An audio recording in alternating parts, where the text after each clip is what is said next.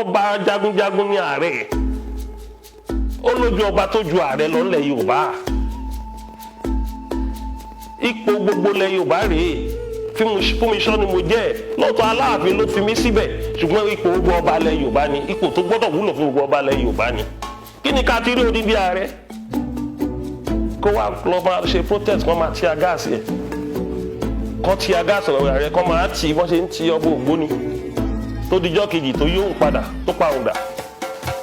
Ẹ káàbọ̀ sà. Ẹ kú àlejò wa. Ẹ ṣeun sà. Ẹ kú dédé àsìkò. Ẹ ṣé. Ẹ̀yin ará ilé tí ẹ bá ń gbọ́ wa ọ̀dọ̀ Ìbà Gani Adams náà ni àwa àwọn ni Ààrẹ Ọ̀nà Kakanfò fún gbogbo ilẹ̀ Yorùbá. Àwọn DSS tí wọ́n ṣígun lọ sí ilé Sunday Igboho níbo la lẹ́wà níjọ́ tí ìṣẹ̀lẹ̀ yìí wáyé nígbà tí ó sì ṣẹlẹ̀ báwo ló ṣe rí ní ọkàn yìí. Ìjọ yẹn mo jí ní 7:30 mo wá rí call àwọn èèyàn wa àga call Dáúdà Àsìkòláyé tó jẹ́ Director of Mobilization Oòduà People's Congress mo wá rí ní 2 a.m. tó pé Dáúdà ń pè mí ní 2 a.m. kò pè mí rí ní 2 a.m. kí ló ṣẹlẹ̀ òun mo kọ́ pè èmi ò tẹ̀ tí wo nu social media mo bá ń Dáúdà kí ló ṣẹlẹ̀ ó ní wọ́n máa attack ilé Sunday Igboho ní òru èní mo á lọ bẹ̀ sí wo social media mo á rí incident yẹn ó jẹ́ ní tí ó bàyàn nínú jẹ́ gidi gan ó dẹ̀ jẹ́ kí a fẹ́ máa wò pé ká regret pé a jà fún democracy tí a ní ó dẹ̀ jẹ́ nǹkan tó yẹ pé ó fa Nàìjíríà sẹ́yìn téèyàn bá ṣẹ̀ tí ọlọ́pàá bá fẹ́ mú wọ́n máa ń yọ ọmú ni torí ó dìgbà tí ẹ bá gbé délé ẹjọ́ kẹ́ tó mọ̀ pé ó jẹ̀bi àbójàre ìkíní ṣẹlẹ̀ nílẹ̀ Ìgbò ẹ lọ kidnap Kanu ní Kenya ẹ undermine sovereignty a whole country Kenya tó yẹ pé àwọn international institution bíi oríṣi márùn ló wà ń bẹ̀ ẹ fi ti ọ̀rọ̀ Kanu tí ẹ kidnap ẹ fi kó bá ìlú yẹn báyìí àti ọrọ̀ ajé wọn ìjọba Nàìjíríà wọ́n yìn jẹ́ tiẹ̀ wọ́n gbé sínú àpò fún dídí ọjọ́ mẹ́jọ ẹ wá gbé wá sí Nàìjíríà òkun owó káwàrò tí Sunday Igboho tí wàá ṣẹlẹ̀ kò tó ọ̀sẹ̀ kan lóru ọ̀gànjọ́ bí olè ẹ wọnú ilé ẹ ti wá wọnú ilé excuse not give ni pé wọ́n resist their arrest èèyàn bíi mẹ́jọ kú àwọn ní bí èèyàn méjì ni àtòkú o àtàlàyé o ẹ gbé fáwọn family kan sí wọn ń ṣọlẹ tí ọlọ́pàá bá pa olè tó bá pa olè nínú operation wọn ní ráì tó bá ti jẹ́ armed robbery tó jẹ́ confam ni òkú ẹ̀ lè má lọ ó ti tìjọba oníjàngbara ẹ ti wá gbé òkú ẹ̀ lọ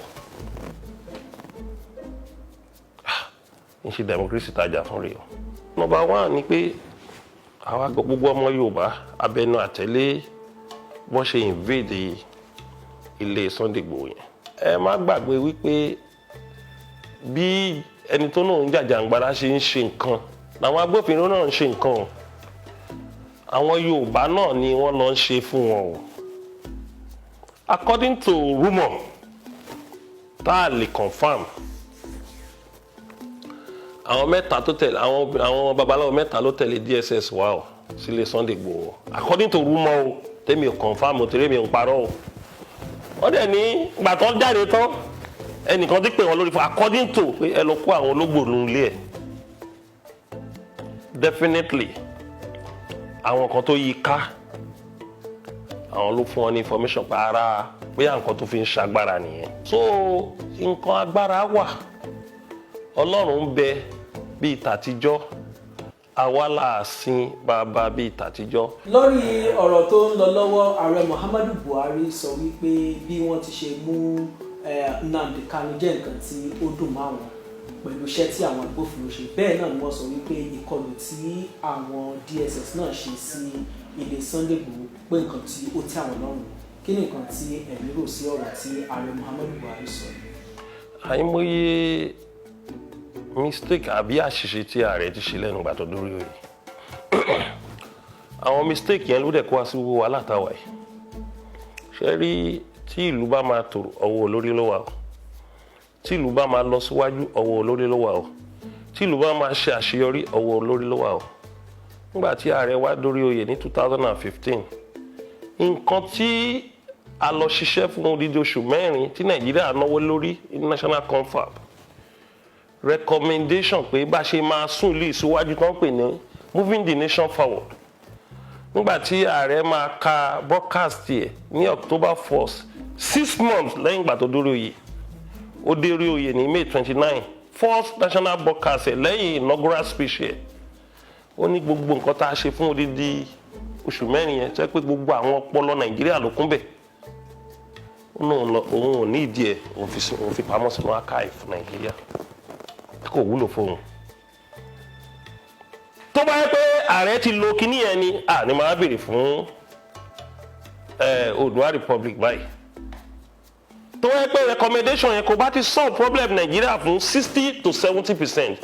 ní máa béèrè fún self-determination báyìí Sunday Igboho gan wà ní jáde oṣù mẹ́jọ ló ṣe jáde October ní Sunday jáde ẹ wá wò bí orúkọ Sunday ṣe wá gbalẹ̀ nítorí pé injustice tó wà nù system wa àti wípé wọ́n ti deprive àwọn ẹ̀yà kan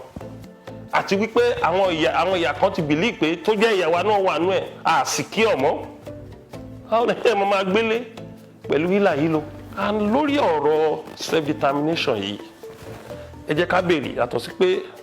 Sunday Igboho sọ̀rọ̀ jù ńgbà mí ẹ̀ẹ́dẹ̀ lè blame ẹ̀ ó ṣe bẹ̀rẹ̀ ni èmi ti wà lẹ́nu ẹ̀ mo ti lò 28 years ṣe rí nǹkan tí level tí mo wà ní year 2000 tẹ́mi náà ṣe àwọn mistake kan èmi náà ṣe àwọn mistake o mo agree o admit jẹ́ pé àkàn sọ̀rọ̀ ńgbà yẹn attack àwọn àgbàlagbà ń bú wọn òun ni level tó wà ń sìn so a gbọ́dọ̀ blame ẹ̀ jù torí àgbà wa búra béèwé ò bá ṣe é rí lẹ́nu ìgbà tó bẹ̀rẹ̀ yìí kò tí gbébọn lọ pààyàn lé gbogbo protest tó ń ṣe yẹn lóòótọ́ protest yẹn wọ́n forúkọ mi sí but mo sọ fún nígbà tó pè mí mo ní èmi ààrẹ ò lè jáde protest ó fẹ́ kí n ba ìṣẹ̀dálẹ̀ Yorùbá jẹ́ ni ọba jagunjagun ní ààrẹ ó lójú ọba tó ju ààrẹ lọ nílẹ̀ Yorùbá ipò gbogbo ilẹ̀ Yorùbá rèé fún mi sọ ni mo jẹ́ lóòótọ́ Aláàfin ló fi mí síbẹ̀ ṣùgbọ́n ipò gbogbo ọba ilẹ̀ Yorùbá ni ipò tó gbọ́dọ̀ wúlò fún gbogbo ọba ilẹ̀ Yorùbá ni kí ni ká ti rí odindi ààrẹ kó wá lọ máa ṣe protest kó máa ti agáàsì ẹ̀ kó ti agáàsì ààrẹ kó máa tì bọ́n ṣe ń ti ọba Ògbóni tó dijọ́ kejì tó yóò ń padà tó parun dà gbogbo kíní yìí mo ti ṣe kọjá ọwọ́ tí mo wà yóò yẹ kẹ́ lò mí ni on strategy on connection kẹ́ẹ̀dẹ̀ lo ọ́fíìsì mi láti fi achieve a lot of things. àwọn lọ́balọ́ba ilẹ̀ Yorùbá wọ́n ń sọ̀rọ̀ nípa pé Sunday Igboho àwọn kan ní àwọn ò ní gbárùkù tì àwọn kan sọ wípé